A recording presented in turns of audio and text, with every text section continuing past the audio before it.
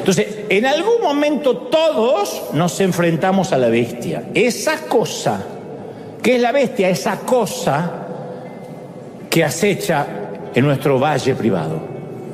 Nuestra bestia no lleva espada, no lleva escudo, pero sacude a veces la hoja del desempleo, del abandono, del abuso sexual, de la depresión. Nuestro gigante no desfila por las colinas de Ela, pero presume su altura en nuestro hogar, en el dormitorio, en la oficina.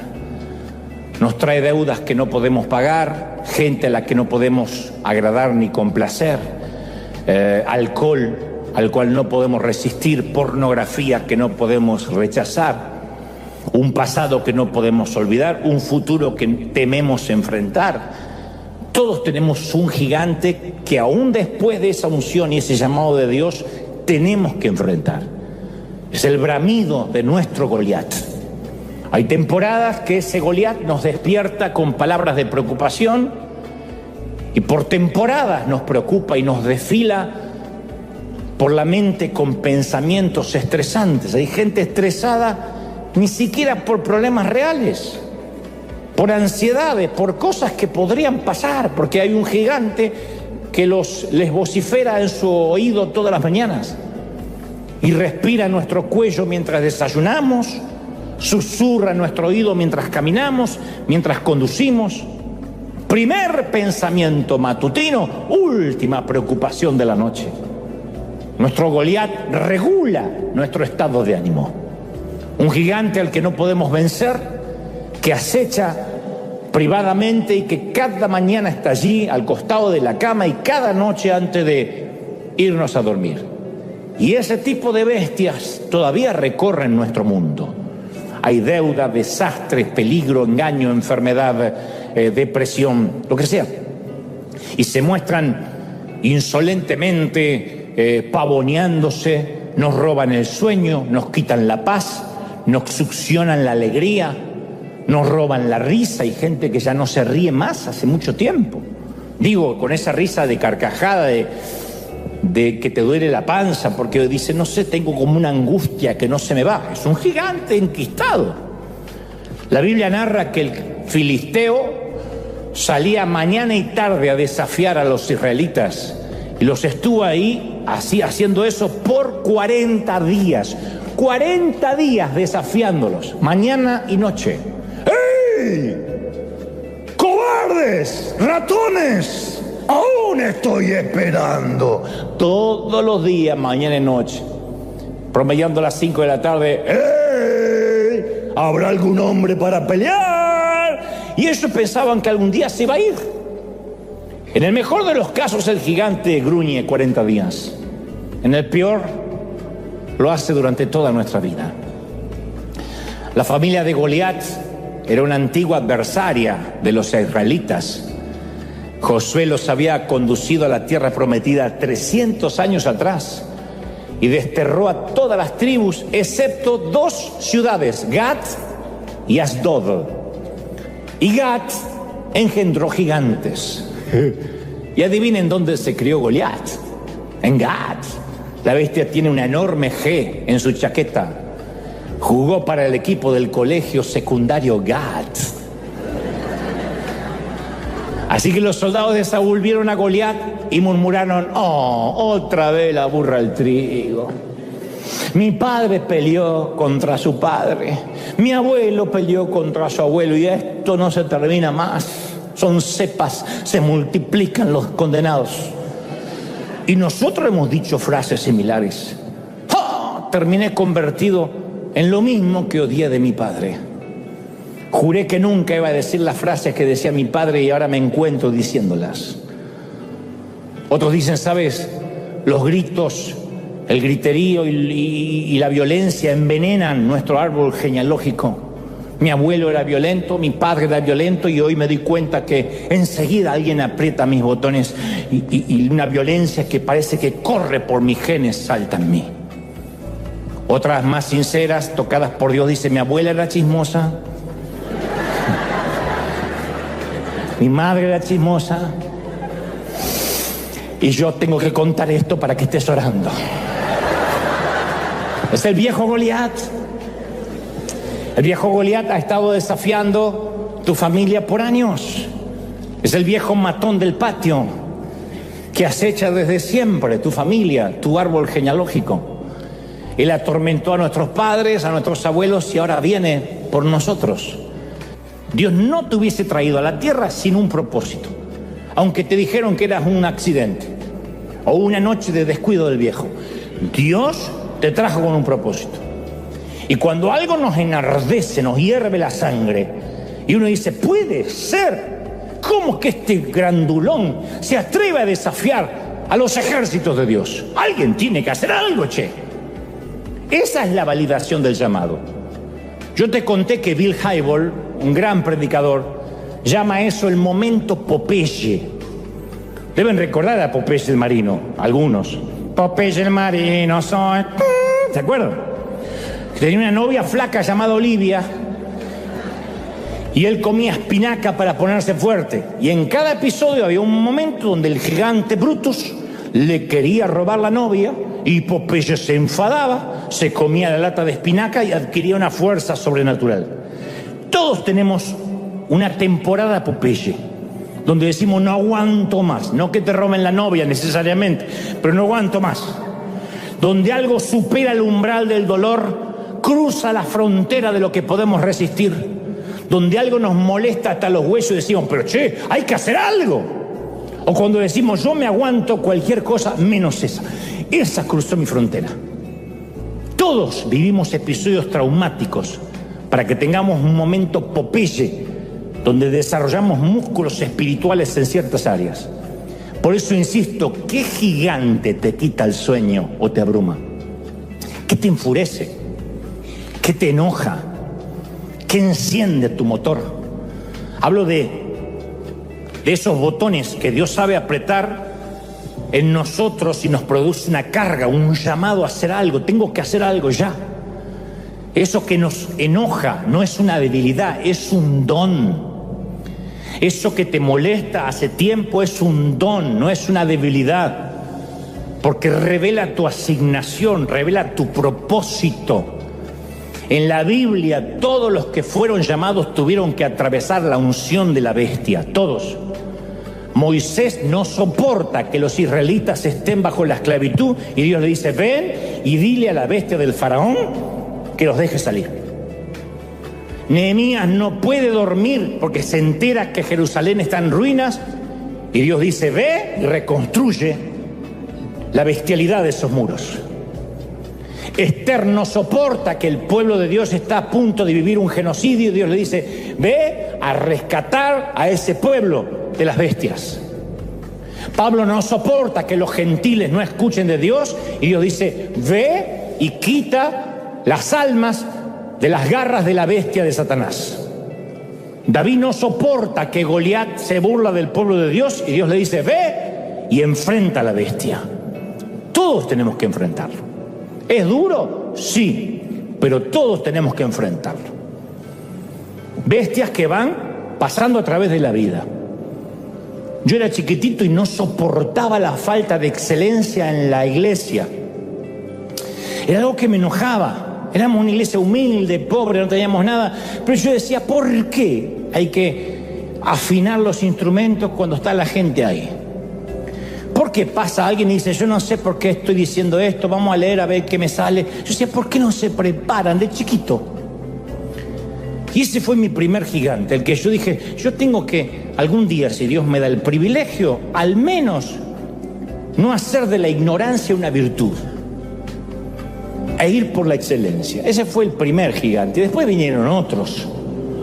El gigante de las comunicaciones, el gigante de la religión. Continuamente se me paran gigantes. Algunos siguen vociferando en mi valle, otros han sido decapitados.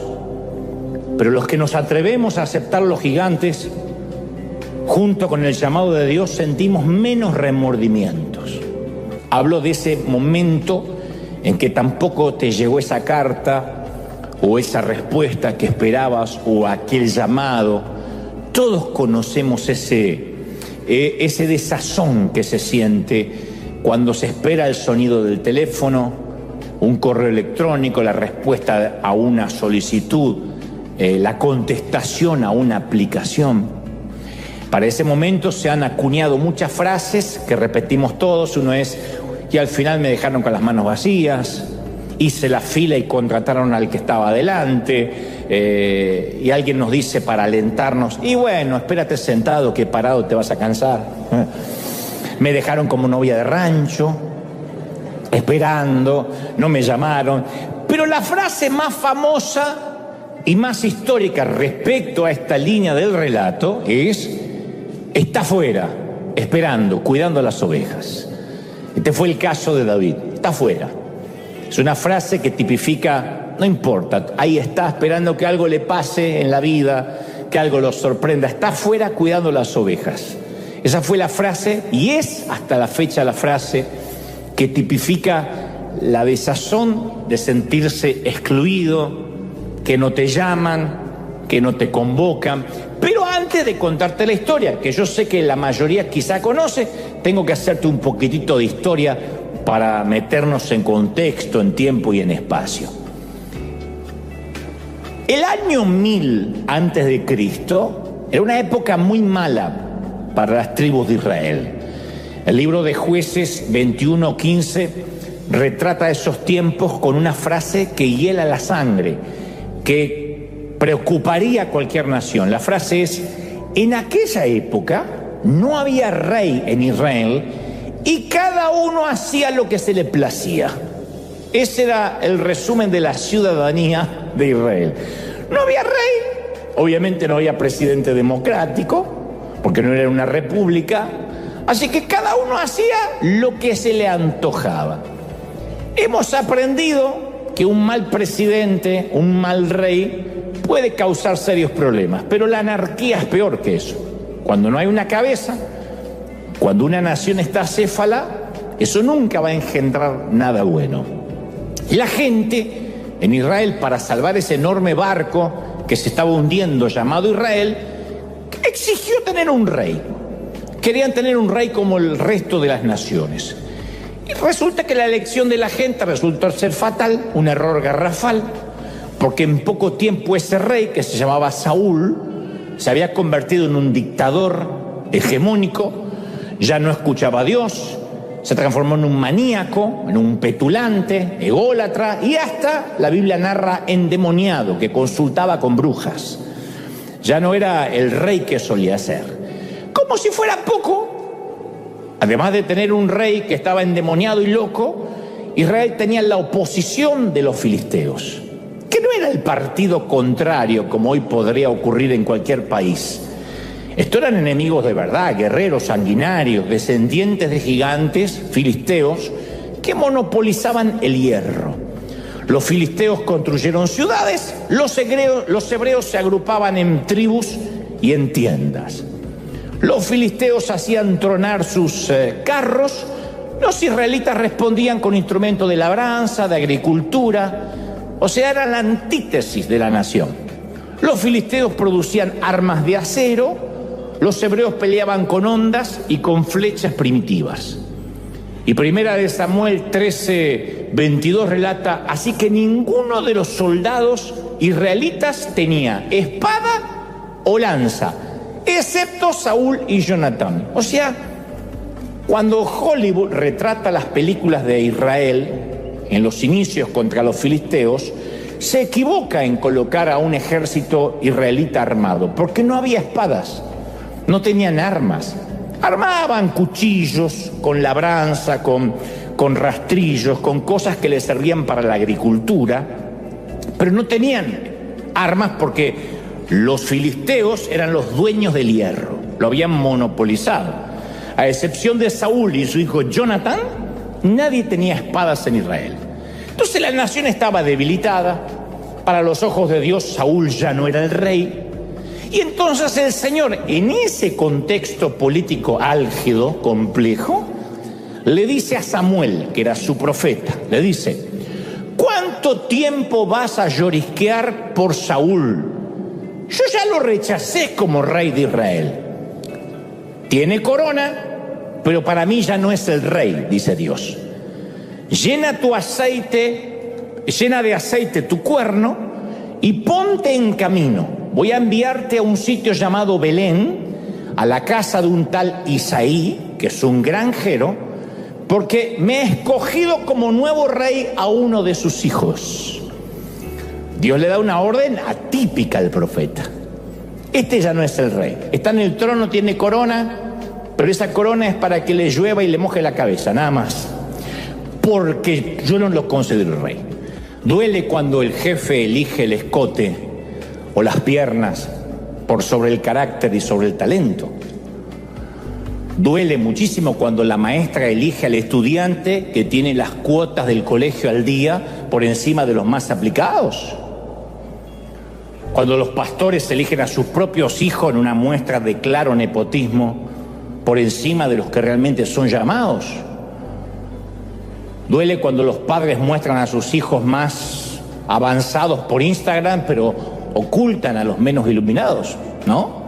Sin embargo, Dios ve al muchacho desgarbado y le dice a Samuel: este es el que cuida ovejas, este es, levántate y úngelo. Y ahora David, que esa mañana se levantó a cuidar ovejas, que no esperaba que su día iba a terminar de otra manera. Ahora David es el nuevo rey, no lo sabe nadie, pero es el nuevo rey. Y es el elegido por Dios, tampoco lo sabe nadie, a excepción de sus hermanos y sus padres, que deben pensar: esto es un chiste.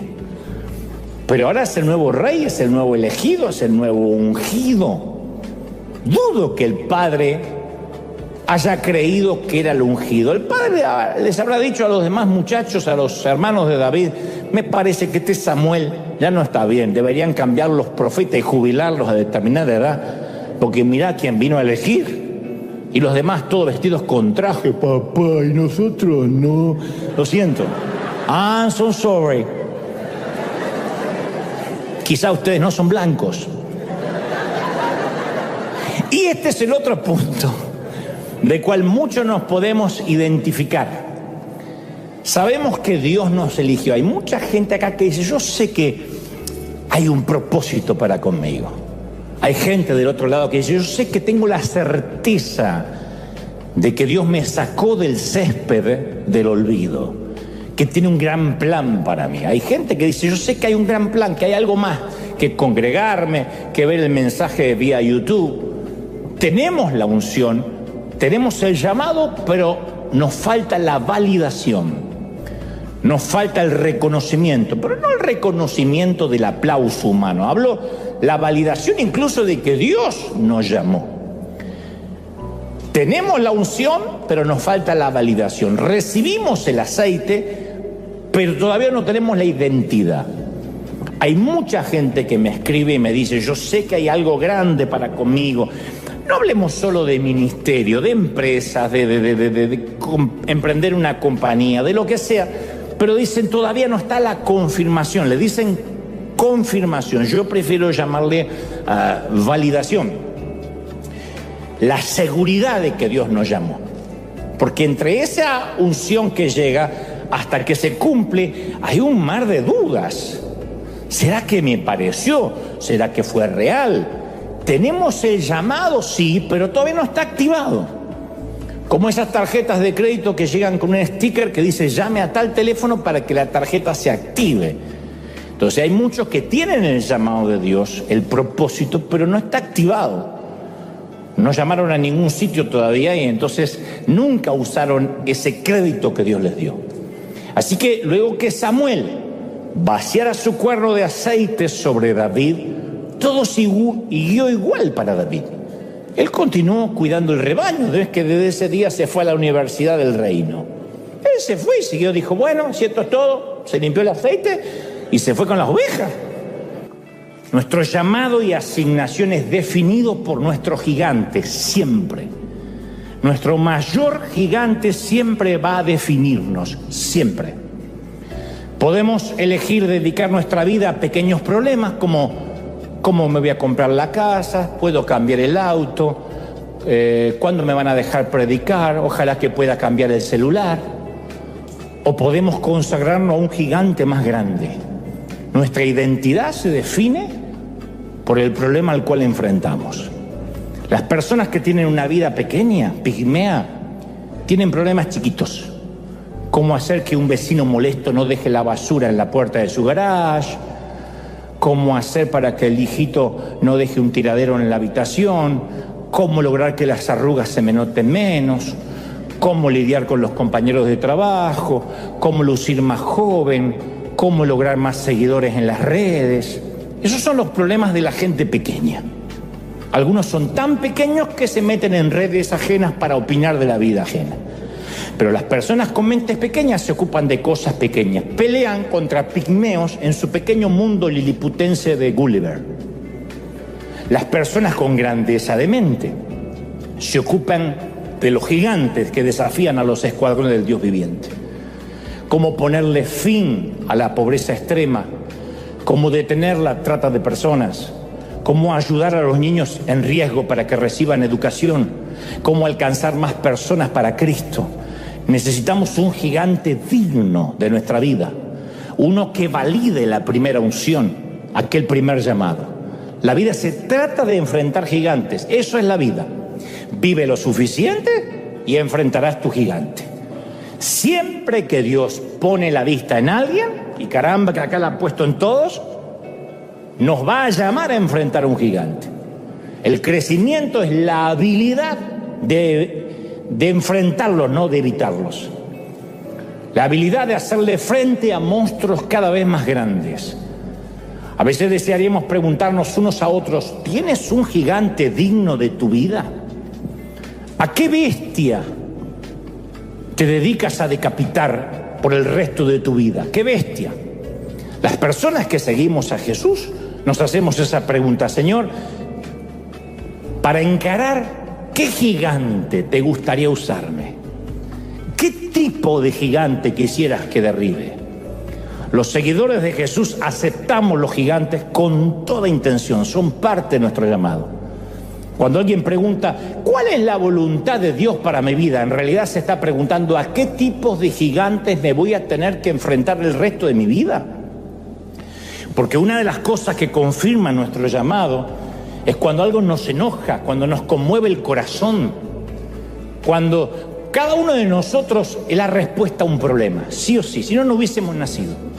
Y le recuerda al sacerdote, no te dejes impresionar por la apariencia, ni por la estatura, porque yo los estoy rechazando. La gente se fija en las apariencias, yo me fijo en el corazón. No estás buscando correctamente. Yo estoy buscando un corazón y vos estás buscando lo que se ve de afuera.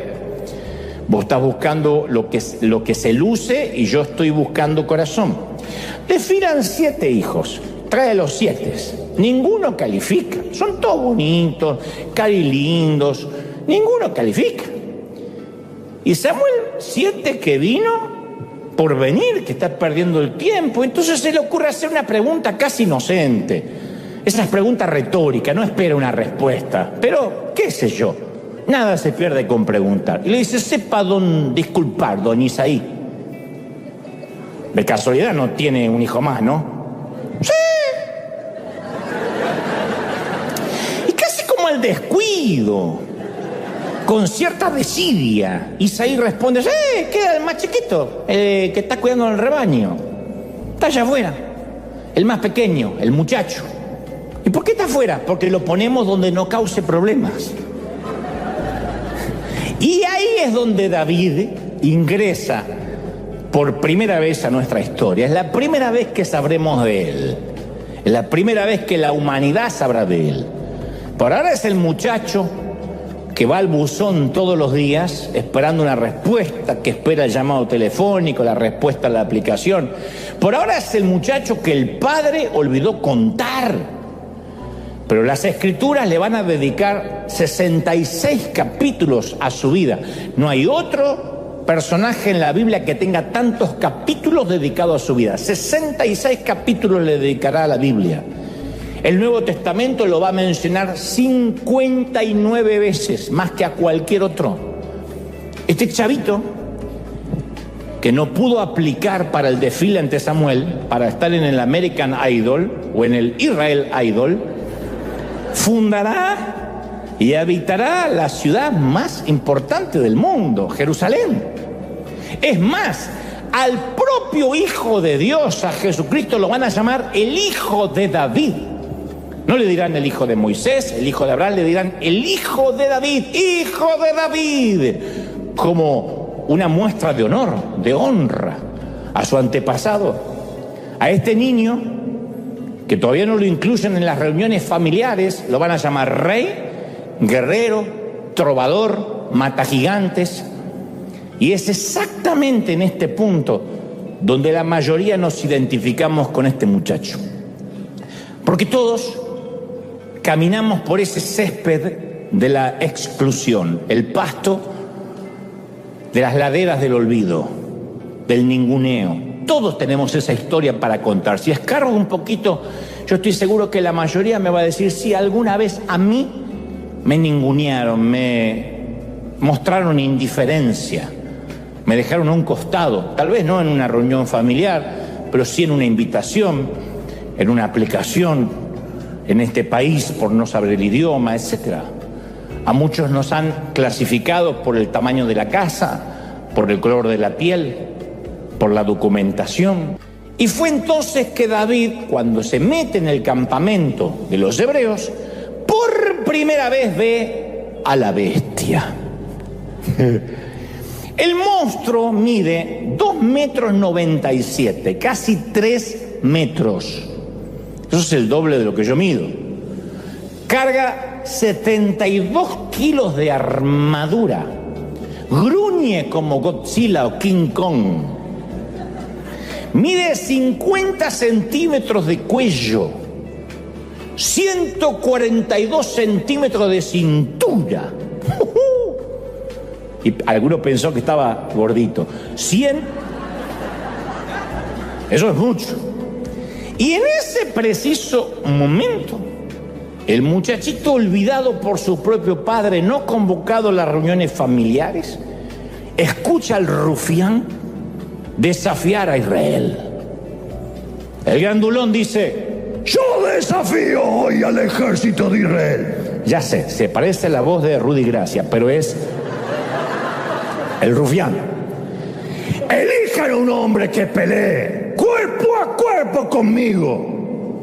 Él y una multitud de filisteos han convertido la mitad de ese valle en un bosque de lanzas, de jabalinas, una banda de rufianes con pañuelos en sus cabezas y olores corporales feos. Y en ese preciso momento en que David se da cuenta del desafío del rufián, es que también llega su momento.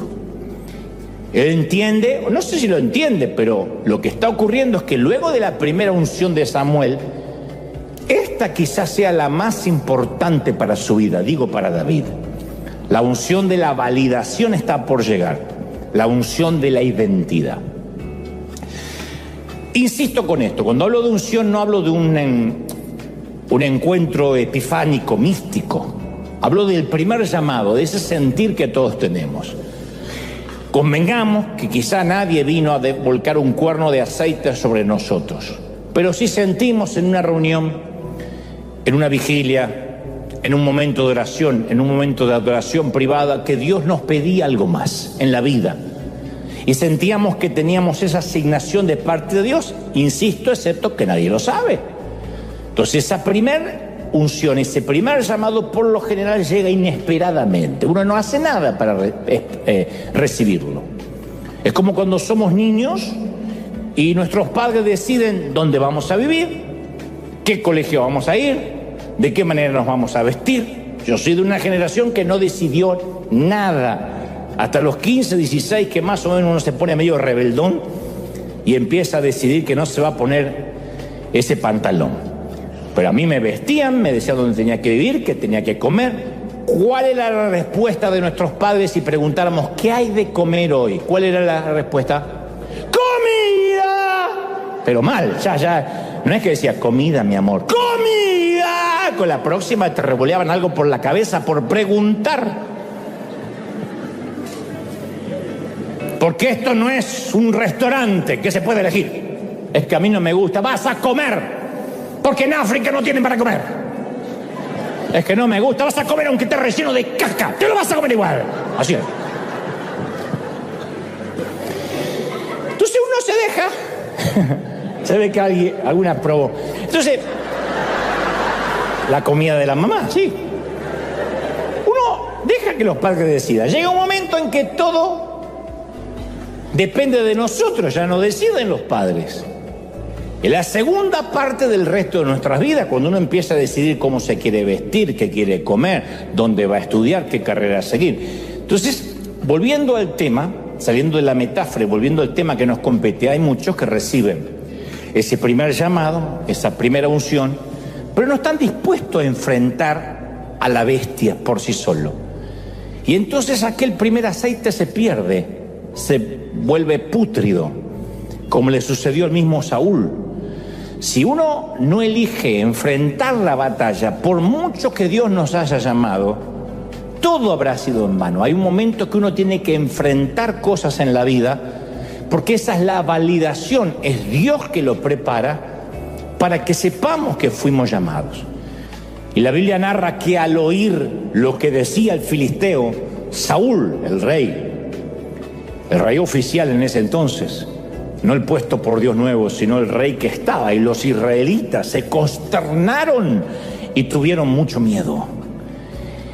Y si el gigante los desafió durante 40 días, también significa que obviamente lo ignoraron por 40 días, no había respuesta.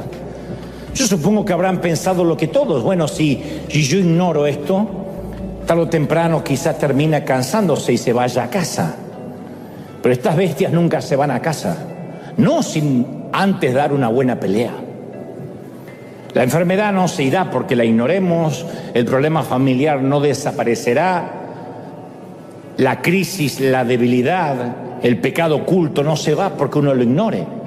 A veces tratamos de escondernos, de hundirnos detrás de un escritorio, buscar la distracción de una fiesta, del alcohol, de lo que sea.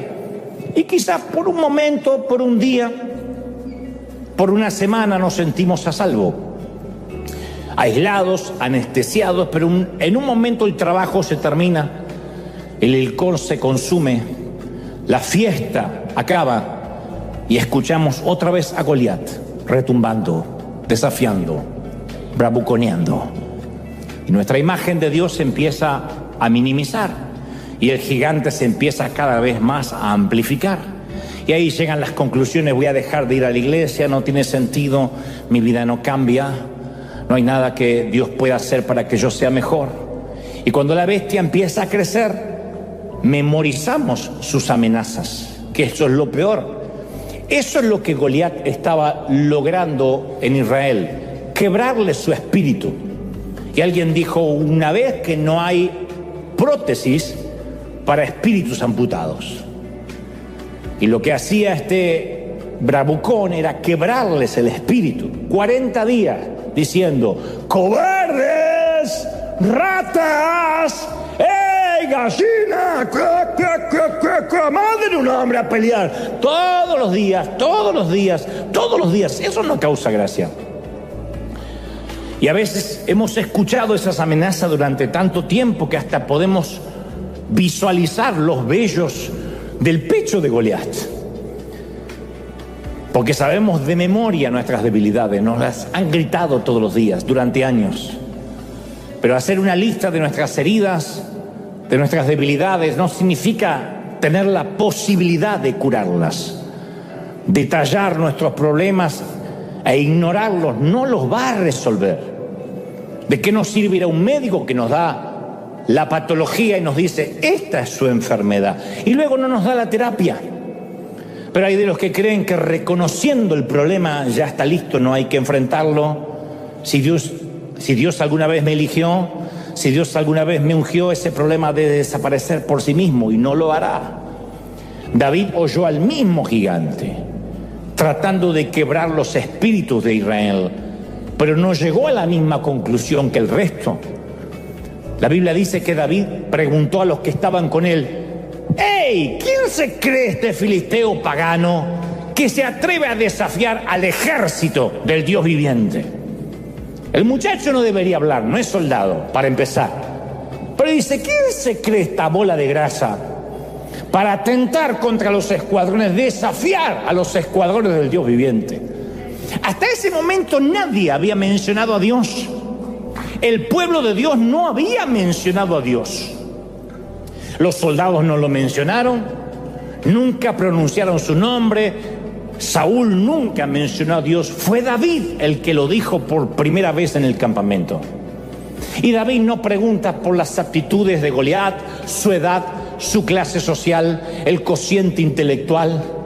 David no pregunta sobre cuánto pesa la lanza, el tamaño del escudo, el significado del tatuaje de la calavera en el brazo. No pregunta. David no piensa que ese petulante que se pasea por la colina tiene una historia que contar. Él solo piensa en las huestes, las tropas del Dios viviente. Lo primero que se le cruza a Dios, a él, es su Dios. ¿No es maravilloso? ¿Por qué? Porque David ve lo que los demás no están viendo y rechaza ver lo que los otros sí están viendo. Pero hay algo que me fascina más. Son los términos militares que usó David, aunque el tipo nunca fue soldado de infantería. Esta es la manera que David se expresa en menos de una hora. Yo creo que fue en media hora, pero si uno lee correlativamente las escrituras, vamos a ver que David dice, primero, las huestes, las tropas del Dios viviente. Luego dice, el Señor de los ejércitos, el Dios de las huestes de Israel. Luego aclara y dice, el Señor, le dice al gigante, te entregará en mis manos y toda la tierra sabrá que hay un Dios de los ejércitos. El Señor dará la victoria sin espada ni lanza, porque esta batalla, le dice al rey Saúl, esta guerra es del Señor y Él los entregará en nuestras manos. Yo cuento al menos 9 referencias a Dios. Las menciones a Dios de David superan a las de Goliat 9-2. ¿Cómo se compara esta proporción con nuestra forma de hablar? ¿Consideramos el poder de Dios al menos 4 veces más, para parecernos a David, al menos 4 veces más que lo que consideramos nuestros problemas? Nuestra lista de bendiciones es 4 veces más larga que nuestra lista de peticiones. Nuestra lista de agradecimientos es 4 veces más larga que la lista de peticiones. Nuestro archivo mental de agradecimiento por las veces que Dios nos libró es 4 veces más grueso que nuestro archivo mental de quejas. Porque si uno recuerda de dónde Dios nos sacó y cómo Dios nos bendijo, uno va a concluir en lo mismo que David. Así como me libró ya una vez de osos y leones, me liberará de este. Son siempre las mismas bestias, con 2 patas, con 4, con 8, son siempre las mismas bestias y Dios sigue estando en el trono. ¿Lo creemos? ¿Sí o no? ¡Aleluya! Pero volvamos a nuestro muchacho. Conoces la historia. David se hinca cerca del arroyo y busca algunas piedras, la clase de piedras lisas que se pueden apilar cuidadosamente en la bolsa de un pastor, y Goliat mira fijamente hacia abajo desde la ladera. Solo la incredulidad le reprime la carcajada. Lo mira y dice, ¿de verdad? ¡Ja! Esperó 40 días por un hombre y sale un adolescente. Lo llama esmirriado, lo llama renacuajo. ¿De verdad? Casi es un insulto para la bestia que manden a ese. Le dice, ¿soy acaso un perro para que vengas a atacarme con palos? Y toda la muchachada. En este rincón del cuadrilátero, David, flaco y esquelético. En este otro rincón, voluminoso y bruto, Goliat. La bicicleta atacando a un camión de 18 ruedas. El perro caniche atacando al dogo alemán.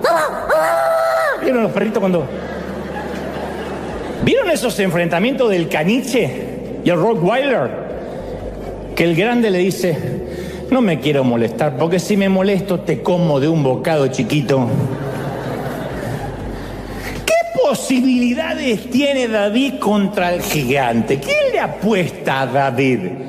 ¿Quién pone dinero en el hijo de Belén? No los filisteos, no los hebreos, menos los hermanos de David, que consideran hasta la fecha que fue un error ungirlo. No Saúl. Saúl dice: bueno, morir por morir, terminemos con esto de una buena vez. Quizá el gigante aplaste a estas cucarachas, se vaya mañana y todos tengamos paz. Pero Dios sí apuesta por él. Y escucha cuidadosamente el grito de guerra de David. ¡Ey! ¡Tú vienes a mí con espada, con lanza, jabalina! Yo vengo a ti en el nombre del Dios Todopoderoso, el Dios de los ejércitos de Israel, a quien tú has desafiado. ¿De qué hablas, pulga? Hoy mismo tenía que gritar porque el tipo estaba allá y era alto. Hoy mismo el Señor te entregará a mis manos y te mataré. Y te cortaré la cabeza. Hoy mismo echaré los cadáveres del ejército filisteo. Y ahí le sale el argentino de adentro y empieza a agrandar la oferta. Voy por todos. Y los cadáveres de tu ejército los echaré a las aves del cielo, a las fieras del campo, y todo el mundo sabrá que hay un Dios en Israel. ¡Ya cierra la boca, mocoso! Y es más, todos los que están aquí reconocerán que el Señor salva sin necesidad de tanta espada y lanza. La batalla del Señor, y Él los entregará a ustedes en nuestras manos, y eso va a pasar. Ahora, ahora.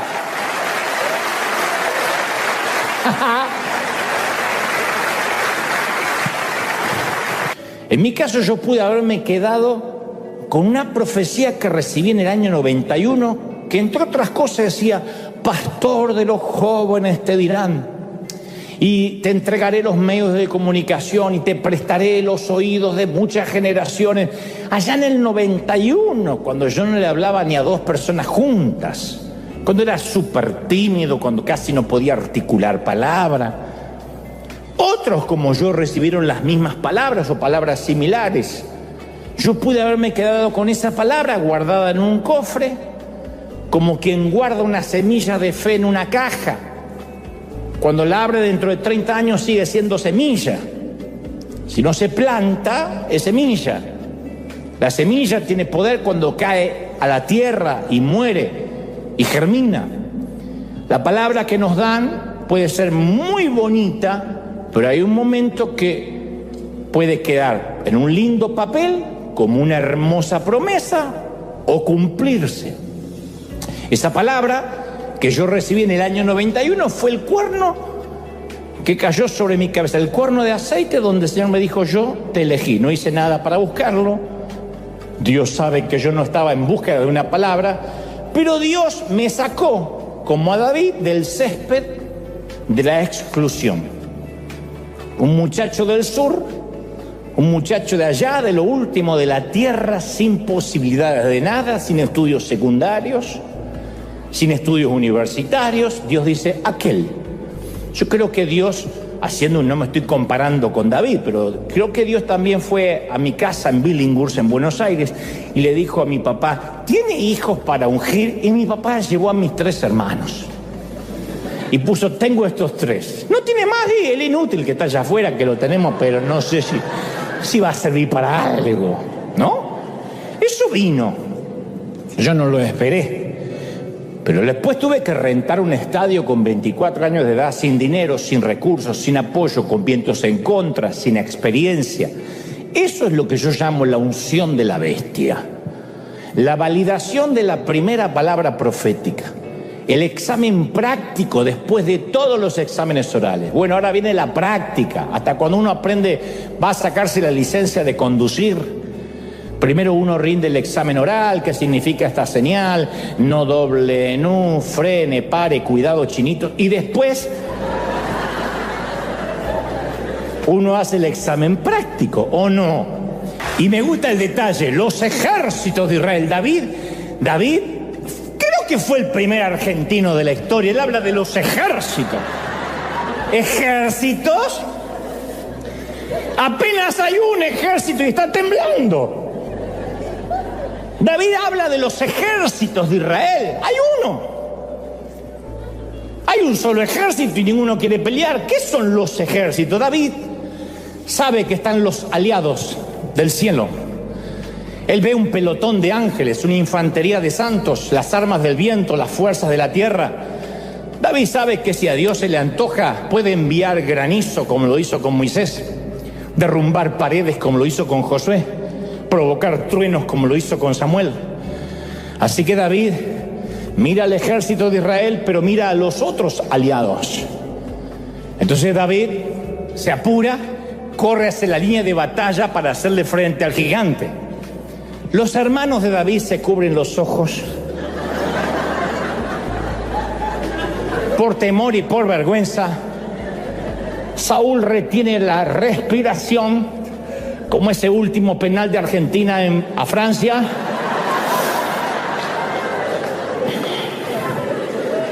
Mientras el joven hebreo corre hacia una muerte segura, Saúl dice: al menos ganaremos tiempo. Goliat echa su cabeza hacia atrás, riendo. Suficiente como para que el casco se le levante y exponga la frente. David localiza el objetivo, mide las coordenadas y el sonido del remolino de la onda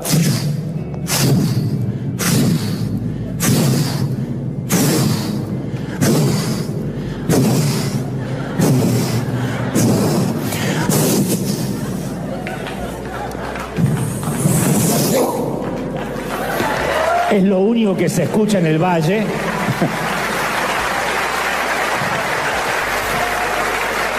La Biblia dice que saca una piedra, literalmente, y se hinca en la frente, y con la piedra incrustada entre ceja y ceja,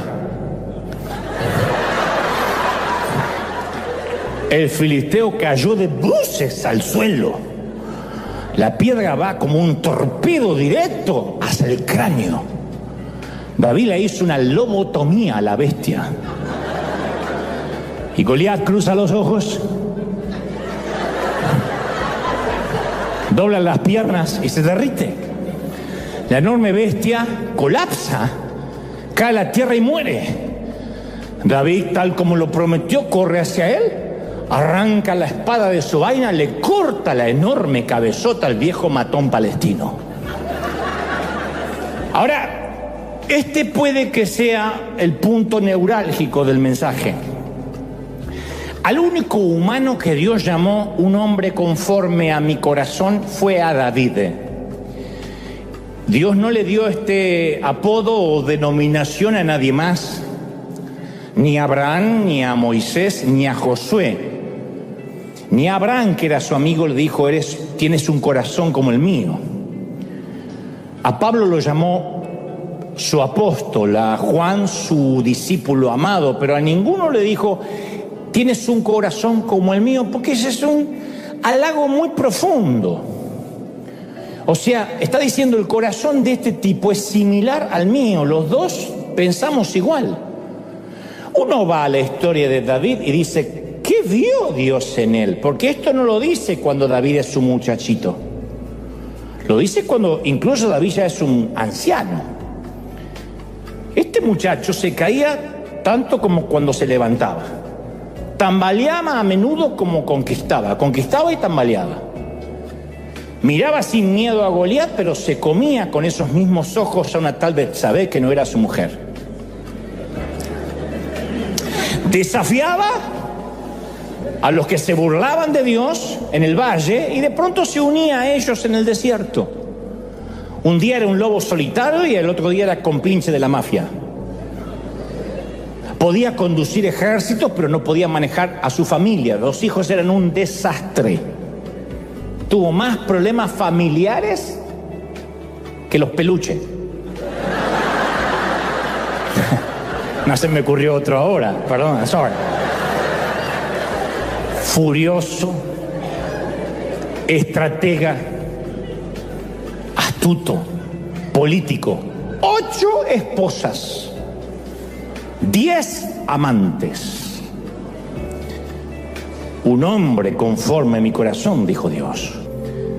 Algunas de las historias más tristes son los riesgos que nunca se corrieron, la obediencia que nunca ofrecimos, la generosidad que nunca brindamos, las aventuras que nunca sucedieron, las vidas que nunca llegamos a vivir.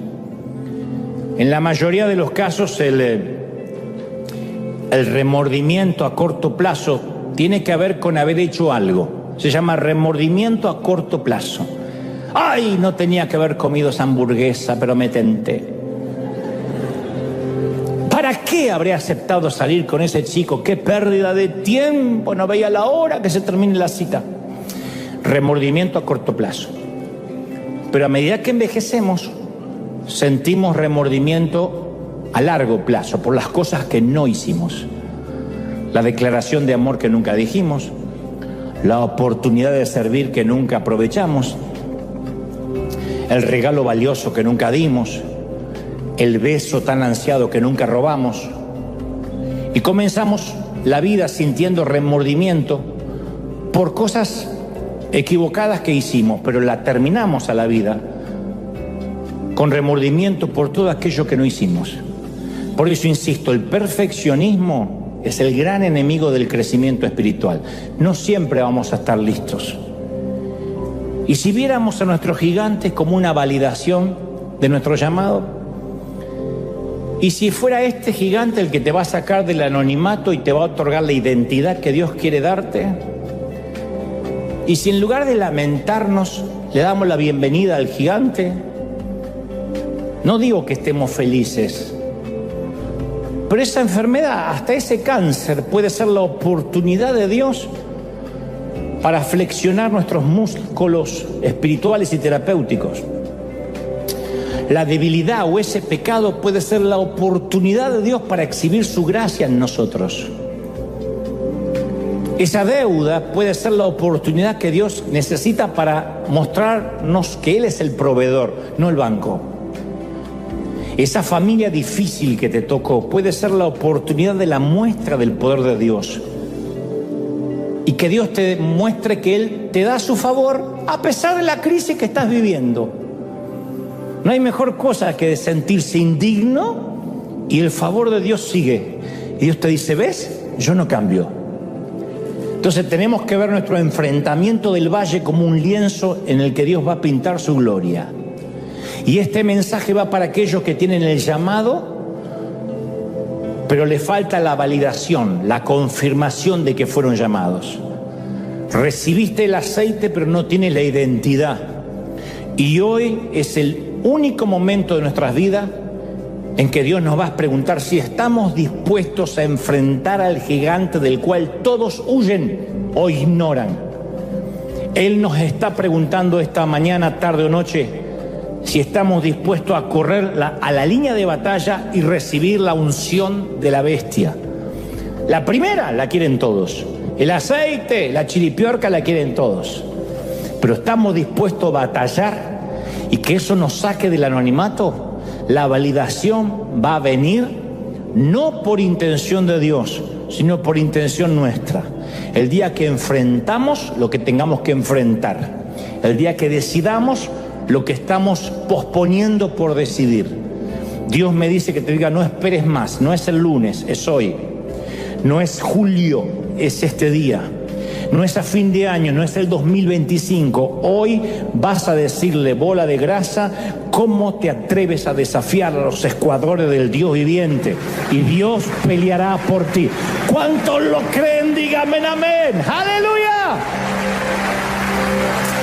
Vamos a ponerlo de pie. Y cuando te ponga de pie, ¿qué tal si celebramos al Dios de los ejércitos, a las huestes, a las tropas del cielo, a los aliados del cielo, a las tropas de infantería, de aeronáutica, de marina que tiene Dios? Porque cuando Él mueve los cielos y la tierra, todo se mueve a su alrededor. Dale un aplauso al Rey de Reyes, al Señor, al Dios de los ejércitos de Israel. ¡Aleluya! ¿Tú lo crees?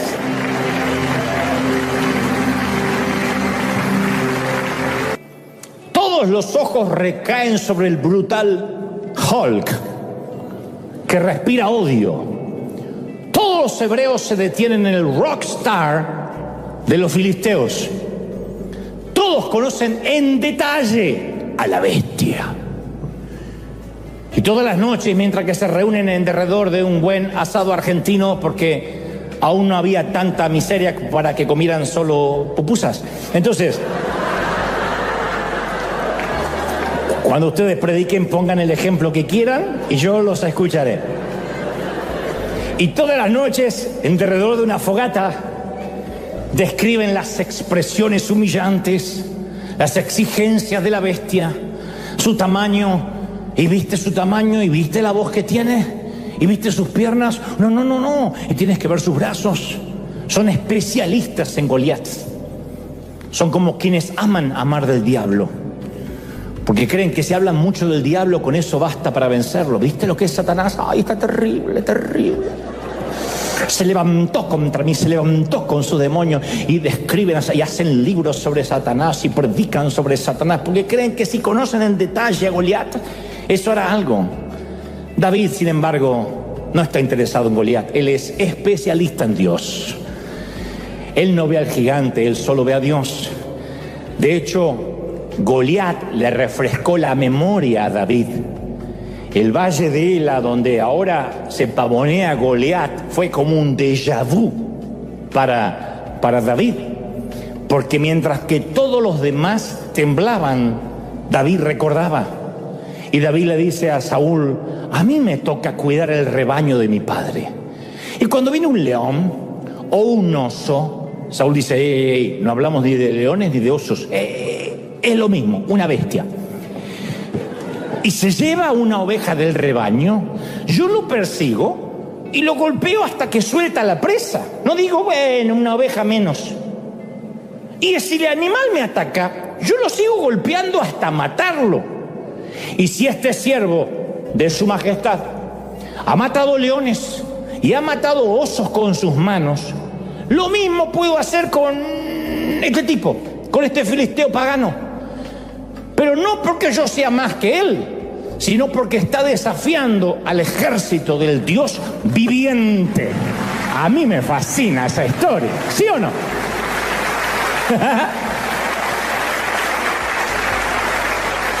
Leones y osos. La buena memoria hace a los héroes.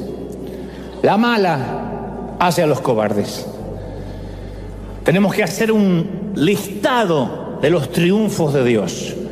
Cada vez que un gigante viene, un gigante nuevo, reapareció el cáncer. Parece que revivió aquel problema que creíamos resuelto. Una nueva deuda, una nueva carta del IRS. Una suegra que dice: pasaré una semana con ustedes. Y uno empieza a decir: ¡otro gigante! Pero ahí es cuando uno tiene que escribir las preocupaciones en la arena y tallar las victorias del ayer en la piedra. Toda la Biblia, desde Génesis hasta Apocalipsis, el Señor dice: recuerda, y no porque es nostálgico.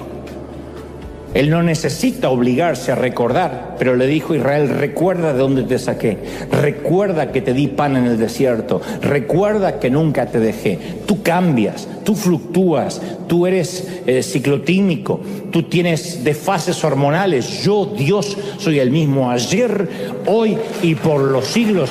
Yo no cambio. ¿Lo creen, sí o no?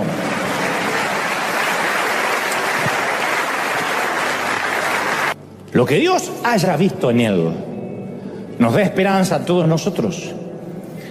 Porque la vida de David tiene poco que ofrecer al evangélico religioso. Los que se creen muy perfectos se decepcionan mucho con David. Pero los que somos falibles, los que conocemos nuestras miserias, los rotos, sabemos que estamos en la misma montaña rusa de David llamada vida. En los momentos buenos de David, nadie es mejor que él. En los peores momentos, nadie es peor que él. El corazón amado de Dios es una persona con muchos altibajos, muchos. Pero hubo al menos una actitud de David que se mantuvo el resto de la vida, pero que comenzó desde que era un muchachito, que le hizo ganarse el título de un hombre conforme al corazón de Dios.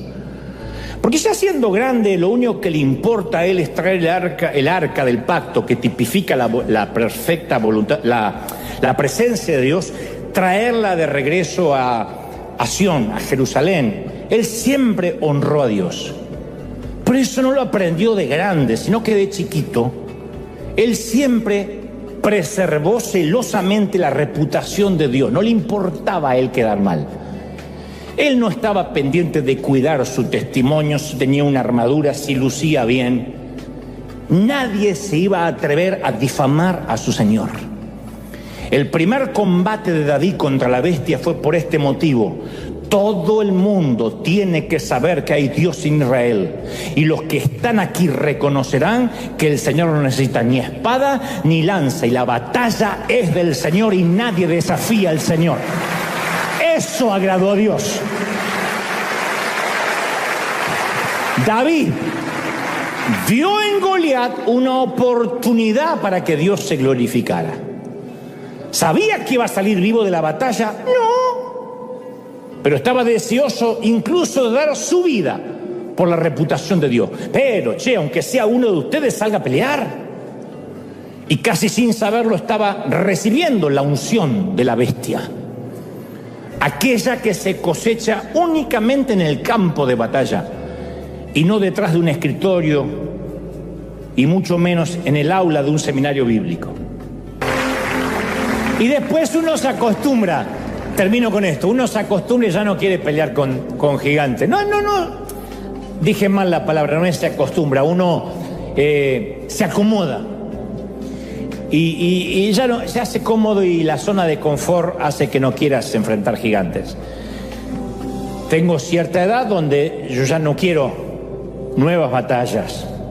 Prefiero las conocidas, las que tengo el control. Y Dios siempre me pone, en mi caso, un desafío nuevo. Y los desafíos nuevos son gigantes que yo nunca enfrenté. No fui enlistado para eso. Y Dios me dice, pero yo sigo siendo el mismo Dios. El gigante más grande es diferente, pero sigo siendo el mismo Dios. Y hasta ahora, con todos mis errores, que los tengo, y virtudes, le he dicho al Señor, donde tú me quieras, yo estaré. Donde tú me asignes, eso es lo que haré. Y no tengo miedo al que dirá, ni a los otros evangélicos, ni a los religiosos, porque entiendo que cuando un gigante se para y vocifera contra el pueblo de Dios, Dios espera que alguien se ponga en la línea de fuego y pelee por la reputación de Dios. Y que diga, voy a demostrar de que hay Dios en Israel y que Él no pelea con lanza, con espada y con jabalina. ¿Tú lo crees? ¿De verdad lo estás creyendo? Levanta tu mano y vamos a adorar. Padre, levanta tu mano y decirle, Señor, recibo esta palabra ahora. Estoy orando por los que están en casa, por los que están aquí, Señor. Acabo de transmitir lo que creo me has dicho que diga. Y yo estoy recibiendo esta palabra también.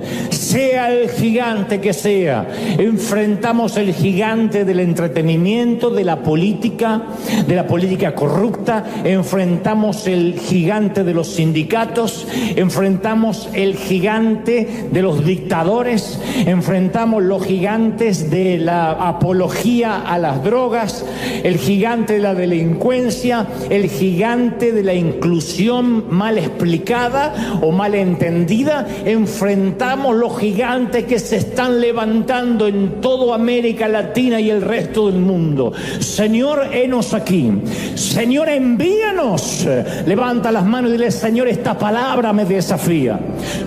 ¿Dónde está el gigante que se para en el valle para desafiar tu vida? Vamos en el nombre del Señor de los ejércitos, el Dios de Israel, el Dios de los ejércitos. Señor, venimos confiando que tú no has cambiado. David ya no está aquí en la tierra, pero tú sigues estando vivo. Y el mismo que condujo a la batalla al pequeño, nos conduce a nosotros. Y decimos cáncer, decimos leucemia, diabetes, estamos diciendo enfermedad, pobreza, religión. Vengo contra vos, gigante. Te ato, te conjuro, te resisto. Y en el nombre del Señor, Dios va a demostrar de que sigue siendo conmigo mayoría. Dios y nosotros mayoría. Y vamos y batallamos y libramos la batalla en el nombre de Jehová de los ejércitos de Israel. Y en el nombre de Jesucristo vamos contra todo demonio, contra todo espíritu, contra toda rebeldía, contra todo poder dictatorial. Soltamos sobre las naciones ese Dios que está esperando no la orden, sino quien se anime a ir por él. ¿Quién irá por mí? ¿Quién irá por nosotros? Has dicho desde los cielos. Señor, levantamos bandera. Se levanta la bandera de Jesucristo, se levanta la bandera de la victoria. Hoy habrá victoria en el campamento, habrá victoria en el campamento, en los ejércitos del Dios viviente. Señor, valida la unción de los llamados, valida la unción de los llamados. Hay gente ahora en sus hogares recibiendo la validación. Yo te llamé pequeña, dice el Señor. Yo te he llamado. No dudes. Prepárate, capacítate, pero llegará el tiempo en que tendrás que enfrentar tu gigante a solas. Y yo estaré contigo a solas para los que miran, pero tú sabrás que los aliados, los ejércitos del cielo, del Dios viviente estarán allí. Oh, a los que están en casa, los pastores cansados, con los brazos cansados, Dios me dice, consiervo, no te entregues, no te rindas, campeón, no te rindas, Dios pelea por ti. Se han levantado gigantes de división, de murmuración, de difamación, mas venimos en el nombre del Señor de los ejércitos. Y la onda está girando ahora y va a ser clavada en la frente de Satanás, en la frente de la bestia, en la frente de Goliat. Y eso nos ungirá, y eso nos llevará a una nueva dimensión. Padre, tu gloria, tu presencia, tu unción sopla hoy sobre nosotros. Padre, he declarado esta palabra sobre niños, jóvenes, ancianos y adultos. Multiplica, séllala, bendícelos en el cuerpo, en el alma y en el espíritu. Iglesia amada, te bendigo en tu entrada, en tu salida. Te bendigo en tu acostarte, en tu levantarte. Bendigo en tu salida, en tu entrada, en tus horas de trabajo, en tus horas de descanso. Te bendigo, congregación, para que veas la gloria y la bendición de Dios en todas las cosas. Para que Dios abra las ventanas de los cielos y derrame su gloria sobre ti, tus hijos y tus nietos. Seas bendecido en todas las áreas y no termine junio sin que los cielos se abran y veas a los aliados del cielo peleando contigo. Lo creo, lo declaro. En tu nombre decimos amén, amén y amén. Sea hecho. Seamos benditos y prósperos. Dios te bendiga. Ese aplauso al Rey de Reyes. A Él sea la gloria y el imperio por los siglos de los siglos. Chao, gente. Sígueme como talón de oso. Bendecido. Chao.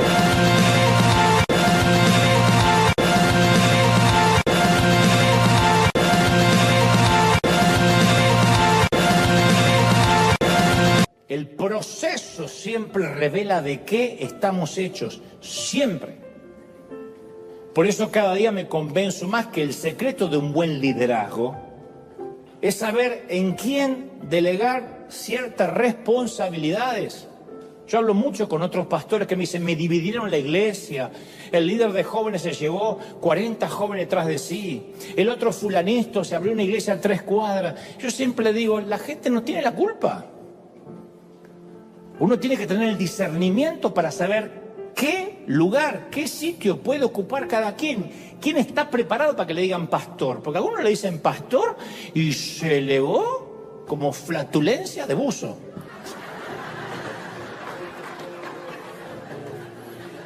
Estoy finísimo hoy estoy...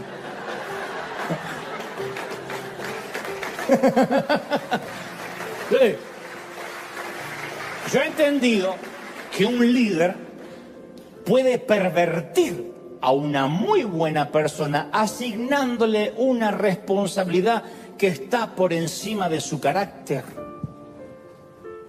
No estoy diciendo entonces no se puede confiar en nadie, sí, pero uno tiene que saber que si le damos la llave del automóvil al nene de 8 años, lo estamos condenando a la muerte. No es que no lo amo, porque no lo amo no le doy el auto, porque un auto está por encima de su madurez, de su capacidad, de su edad. Entonces uno tiene que saber que uno puede pervertir una persona cuando le asigna algo por encima de su carácter, y Dios lo sabe. Por eso no nos asigna algo nuevo sin pasarnos por un proceso. Para que Jacob llegara a ser quien debía llegar a ser, el patriarca que luego conoceríamos tenía que aprender a bailar con la más fea. El taimado de su suegro, de su tío, era parte del propósito de su trato. Yo mismo, aun cuando era más inexperto, yo arruiné a mucha gente por el simple hecho de darles un título, en el afán de no sentirme solo, cuando todavía yo no había constatado si Dios había trabajado en sus caracteres o no. Yo recuerdo otro episodio cuando aún vivía en Argentina. Yo tenía una productora de contenidos multimedia, un edificio donde estábamos generando contenidos para televisión, etc. Y en ese entonces trabajaba conmigo un excelente muchachito joven, posiblemente el más dispuesto y servicial que yo jamás haya conocido. No hay un solo día desde aquellos años en que no lo extrañe, porque de chiquito estaba al lado mío y era un muchacho servicial. Y él no hizo nada para corromperse, yo lo hice.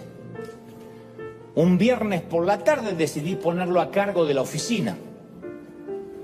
Él solo me agradeció diciendo que valoraba ese privilegio y dije, mira, le dije un viernes 5 de la tarde, quiero que te hagas cargo de la oficina, que seas una suerte de CEO interno, a pesar de que tienes corta edad.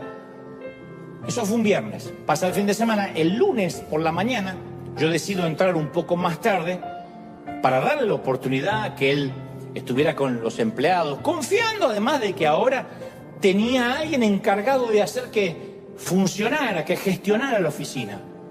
Así que llego promediando el mediodía, me voy acercando a nuestro edificio y veo en la vereda 3 muchachos de mi equipo. En la vereda, 3 empleados. Entre diseñadores gráficos, editores de televisión. Entonces, alarmado, les pregunto, ¿qué hacen en la calle? Y los 3, muy enojados, me contaron que el nuevo gerente los había despedido esa mañana.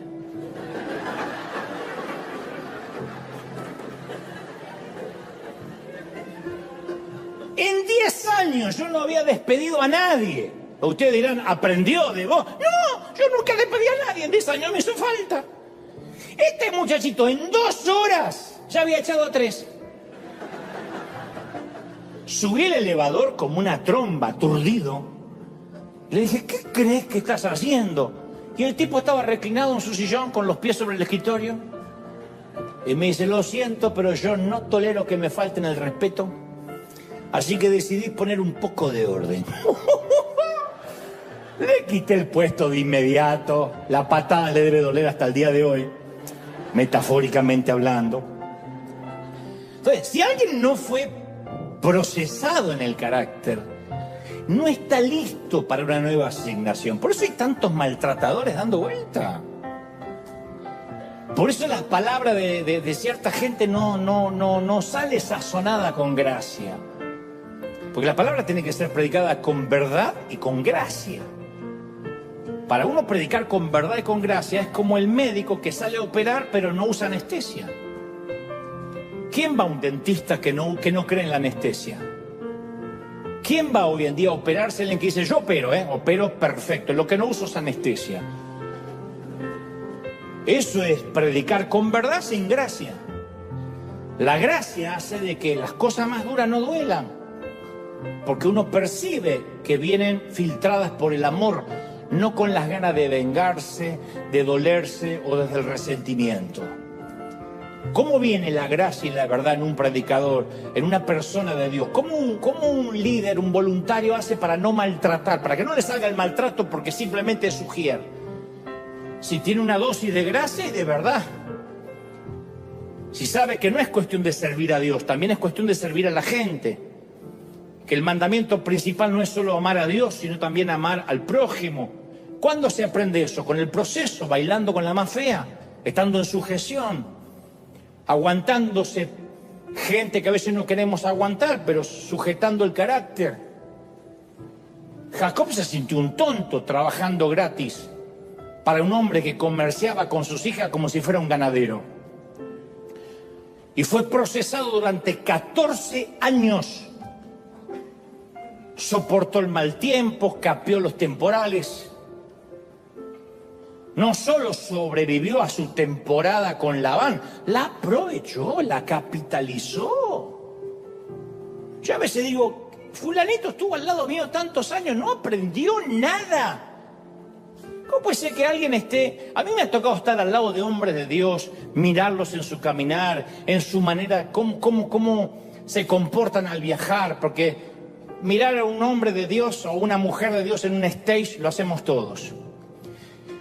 Pero yo me ha tocado compartir almuerzos, ver cómo desayunan, cómo se comporta, cuál es el trato con sus familias.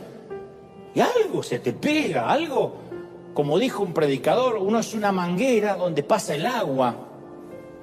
Si el agua fuese la unción o la mentoría. Y al final uno queda mojado. Pero sin embargo hay gente que pasa por nuestras vidas y sale seca. Y yo me pregunto, digo, ¿cómo no aprendió? ¿Cómo pudo haber sido tan ciego, tan ciega, que sale y hace exactamente lo contrario? Y es porque nunca permitió que su carácter fuera moldeado. Dios usó a Labán para moldear el carácter de Jacob. Y la verdadera esencia de Jacob salió a la luz cuando le tocó bailar con la más fea. Yo recuerdo hace unos 16 años atrás, cuando en la Catedral de Cristal éramos un grupito muy pequeño. Yo pensaba que como venía de llenar estadios en Argentina, nuestro primer servicio inaugural iba a explotar de gente. Cuando yo me acuerdo de todo aquello, me pregunto si Dios no se habría reído mientras yo estaba haciendo mis planes, ¿no? Desde aquel primer servicio en la Catedral de Cristal me di cuenta que no iba a ser fácil, que no se trataba de hacer algo de publicidad, camisetas con un logo y que la gente va a hacer fila, no era así. Algunos creen que las cosas de Dios es, como decía mi papá, soplar y hacer botellas, y no. Cuesta 30 años hacer un éxito de la noche a la mañana. Y aquellos primeros meses siguen estando entre las temporadas más frustrantes y desilusionantes de mi vida. Pero no la cambiaría por nada, porque las frustraciones de esos procesos nos enseñan las lecciones más valiosas. Recuerdo que la primera vez que yo pisé el campus de la Catedral de Cristal, llamo a mi pastor en Buenos Aires, a Claudio Freyson. Le digo, pastor, me acaban de contratar como pastor de la división hispana de Catedral de Cristal. Como siento silencio de otro lado de la línea, aclaro y agrego, dice, le digo, pero voy a probar durante al menos un año a ver qué tal esto. Si no resulta, siempre puedo renunciar y regresar a mi casa en Miami. Mi pastor me dice, mira, como eres mi hijo, como sos mi hijo, te voy a hablar como papá. No es así como funciona.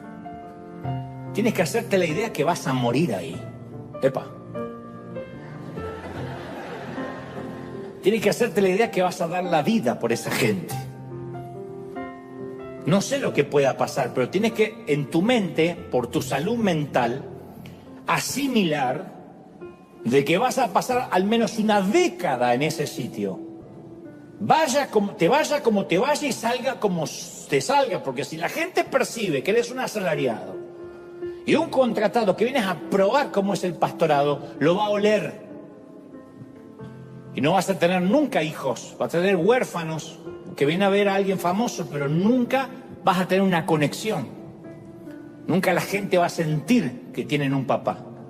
Porque para que un pastor se transforme en papá, no tiene necesariamente que compartir muchos asados juntos. Tiene que haber una conexión de compromiso.